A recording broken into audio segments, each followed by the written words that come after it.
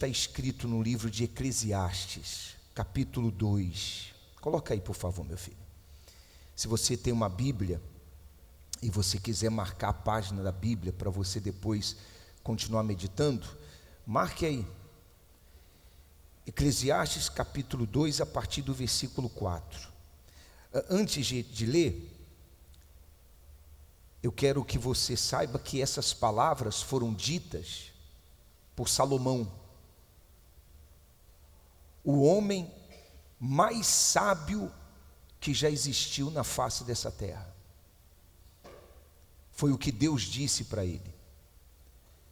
Deus disse para Salomão: eu vou lhe dar sabedoria e glória, como não houve em nenhum rei antes de ti, e depois de ti não haverá. Então a sabedoria que Salomão adquiriu veio do alto. Deus a deu a Salomão, e não houve nenhum homem na face dessa terra, e não haverá homem na face dessa terra tão sábio como foi Salomão. E eu enfatizo isso para você entender que sabedoria não é tudo, conhecimento não é tudo, e você vai entender. Tem pessoas que elas estão buscando conhecimento e mais conhecimento. Tem pessoas que pagam um preço alto para um aprendizado maior. Ela investe. Ela diz assim: eu tenho que me atualizar. Por favor, entenda que eu não vejo isso como algo ruim. Mas você tem que entender que isso não é prioridade. Não é prioridade. Porque Salomão era cheio de sabedoria. E Salomão começou bem. Começou bem o seu reinado. Mas Salomão começou a se desviar. Bom, eu vou falar sobre isso. Coloquei a palavra. Diz assim, olha as palavras de Salomão: fiz para mim o que, gente? Obras magníficas. Edifiquei para mim casas. Plantei para mim vinhas. Continuando. Fiz para mim hortas e jardins, e plantei neles árvores de toda espécie de fruto. Fiz para mim tanques de águas, para regar com eles o bosque em que reverdenciam as árvores. Adquiri servos e servas, e tive servos nascidos em casa. Também tive grandes possessões de gados e ovelhas, mais do que todos os que houve antes de mim em Jerusalém. Amontoei também para mim prata e ouro e tesouros dos reis e das províncias. Provi-me de cantores e cantoras, e das delícias dos filhos dos homens, e de instrumentos de música de toda espécie, e fui engrandecido, e aumentei mais do que todos os que houve antes de mim em Jerusalém. Perseverou também comigo a minha sabedoria, e tudo quanto desejaram os meus olhos, o que diz aí? Não lhes neguei, nem privei o meu coração de alegria alguma. E para terminar diz: mas o meu coração se alegrou por todo o meu trabalho, e esta foi a minha porção de todo o meu trabalho. Ele termina dizendo que tudo isso foi a porção do trabalho dele. Porção é recompensa. A recompensa dele foi tudo que ele fez para ele. Ele disse: para mim, para mim. Ou seja, ele não fez para Deus.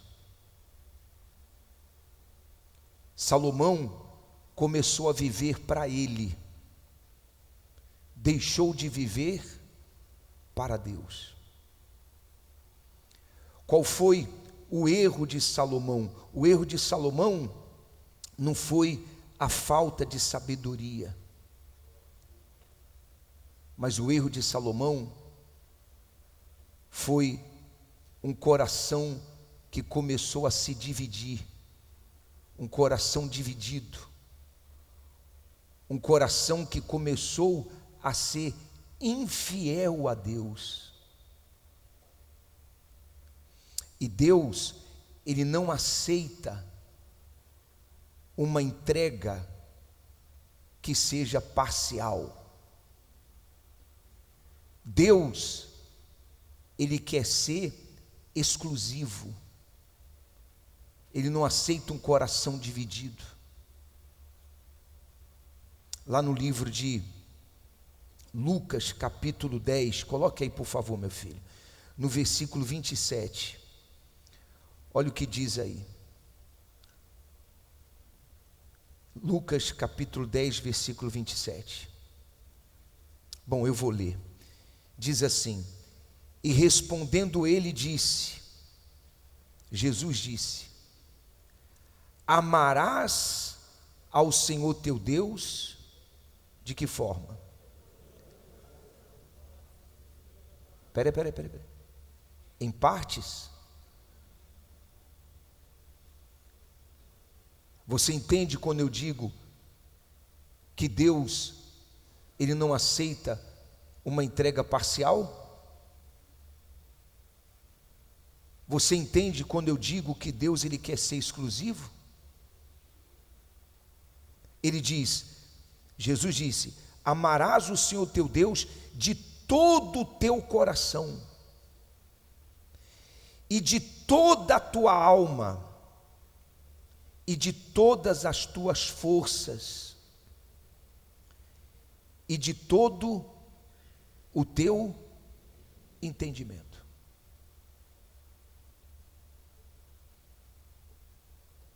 Foi isso que Jesus nos ensinou quando Ele esteve lá no jardim do Getsêmani. Quando Ele orou dizendo: que não seja como eu quero, e sim como tu queres. Isso significa amar a Deus de todo o coração, de toda a alma, com todas as forças e de todo o entendimento. Eu estava pela manhã, mais cedo, pensando, pensando comigo mesmo, Fernando, como é que você poderia, Fernando, viver esse mandamento? Como é que você poderia, Fernando, colocar em prática esse mandamento? Como?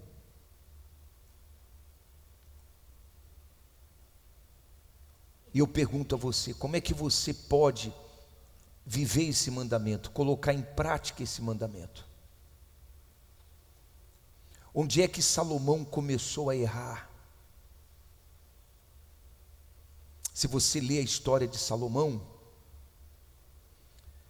nós não teríamos aqui tempo suficiente para falar tudo, mas você vai verificar que Salomão, para atender aos seus desejos, para atender aos seus prazeres, ele começou a fazer alianças tanto políticas como afetivas. Ou seja, para atender o desejo afetivo dele, ele começou a se casar com muitas mulheres. Leia. Ele se esqueceu da lei de Deus. Deus nunca foi a favor do homem ter muitas mulheres. No princípio ele disse: deixará o homem sua casa e se unirá à sua mulher, uma única mulher. Amém, gente? Na lei de Moisés, Deus deu a ordem aos reis que eles não deveriam se casar com muitas mulheres, mas Salomão, mesmo cheio de sabedoria, atendendo aos desejos do seu coração, e a Bíblia nos exorta dizendo que o coração do homem é corrupto, é enganador. O nosso coração, a nossa alma, desde que Adão e Eva pecaram, foi infectada com desejos maus, com vontades que afastam o homem de Deus. Então Salomão, querendo atender os desejos da sua carne, os seus prazeres, ele começou a se casar com muitas mulheres, mulheres de outros povos, mulheres que não professavam a mesma fé, que não tinham a lei de Deus como norma de vida. Ele começou a fazer aliança com reis para obter terras, para obter resultados materiais. E fazendo aqui uma observação, a queda de Salomão não se deu da noite para o dia.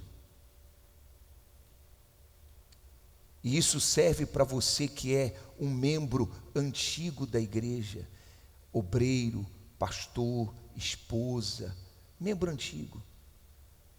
A nossa queda nunca acontece da noite para o dia. É pouco a pouco. É progressiva. Como é que acontece? Acontece mais ou menos assim. Você começa a tolerar certas coisas que são erradas, né? Você começa a concordar, você já não faz frente a certos pensamentos, a certos desejos que nascem no seu coração. Você começa a tolerar. Você começa a fazer concessões. Aí daqui a pouco, aquilo te influencia. E mais para frente, aquilo te domina e você começa a praticar. Foi o que aconteceu com Salomão. A queda dele foi pouco a pouco. Estão entendendo, pessoal? Sim ou não? O fim da vida de Salomão, eu vou falar porque é assim que eu creio, foi depressivo. Se você ler o livro de Eclesiastes, você vai encontrar Salomão dizendo assim: tudo é vaidade. Como é que vive o depressivo? Ele perde o prazer por tudo na vida, ou não é verdade? Salomão chegou ao fim da sua vida dizendo: tudo é vaidade. O doutor conquistou riquezas, conquistou êxito na sua profissão, passou a ser conhecidíssimo. Mas você viu e ouviu ele dizer: eu fui para um congresso, escolhi o apartamento do último andar, porque eu já estava projetando a minha morte. Inclusive, eu não sei se alguém aqui tomou conhecimento do que aconteceu ontem num clube de tiro aqui em Fortaleza. Alguém soube, não? O senhor soube, meu amigo? Que tristeza. E pior que me mostram ainda o vídeo. E foi assim de repente: ó, bispo, que aconteceu ontem, eu estou olhando e vi. Um garoto de 22 anos,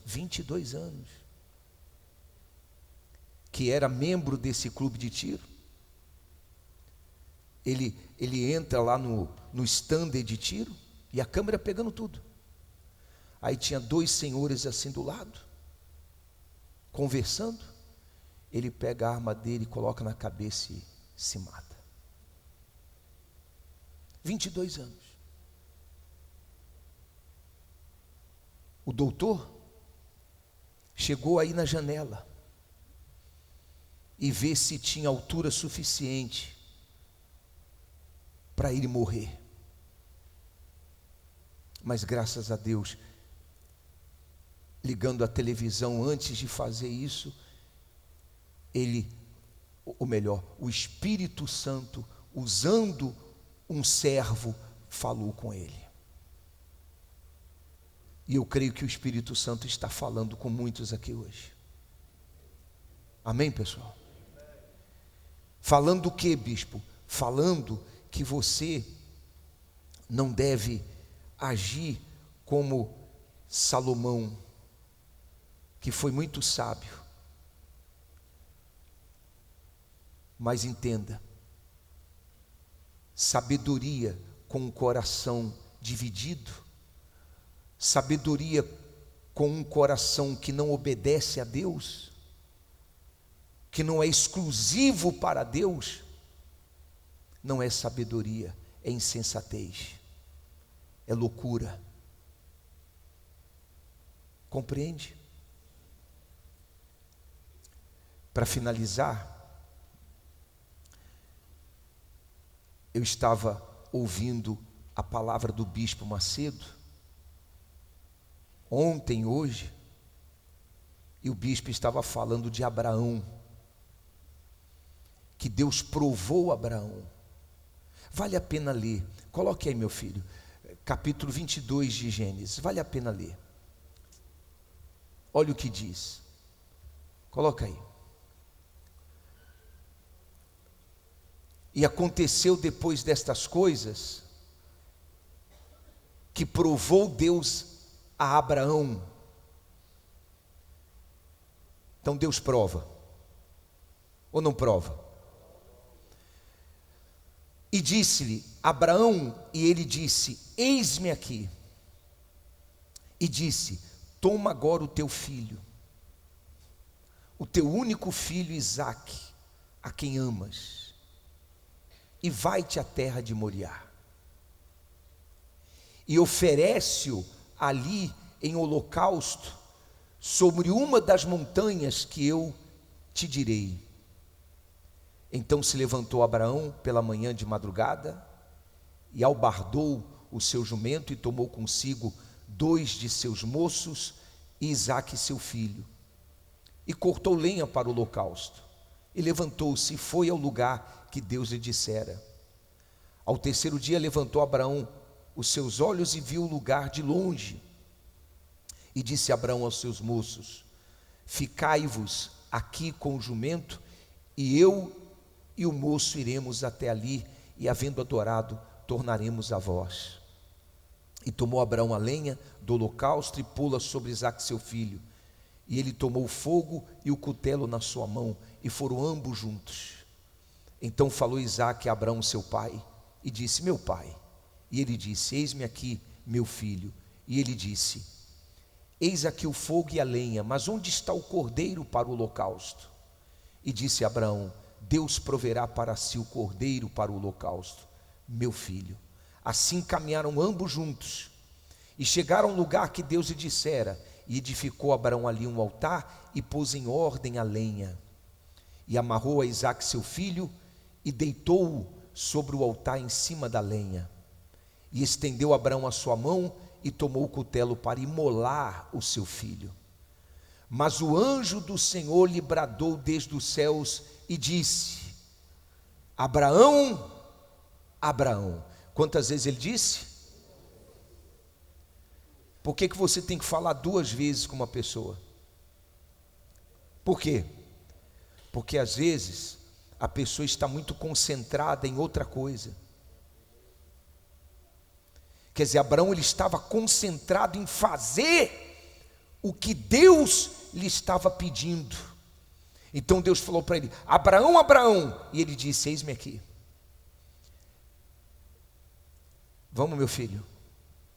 E então disse: não estendas a tua mão sobre o moço, e não lhe faças nada, porquanto agora sei que temes a Deus, e não me negaste o teu filho, o teu único filho. Então levantou Abraão os seus olhos e olhou, e eis um carneiro de trás dele, travado pelos seus chifres no mato.